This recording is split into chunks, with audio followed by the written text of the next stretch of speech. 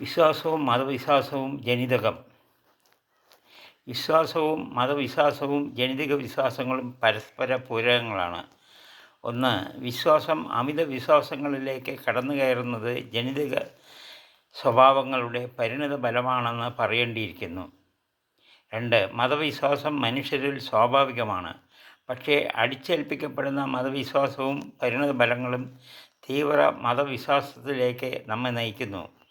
ആപൽക്കരമായൊരു ഘട്ടമാണ് തീവ്ര മതവിശ്വാസം.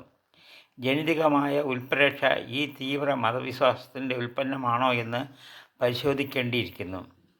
മൂന്ന്,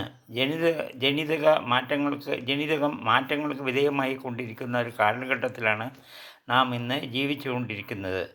വ്യത്യസ്ത ജനിതകം ഒന്നായി ചേരുന്ന ഒരു സമീക്ഷ ഇന്ന് നമ്മുടെ മുന്നിലുണ്ട്. സാമൂഹ്യ വ്യവസ്ഥയിൽ നിന്ന് പുതിയ തലമുറ പുത്തൻ മേച്ചിൽ സ്ഥലങ്ങളിലേക്ക് വ്യാപരിക്കപ്പെടുന്നു.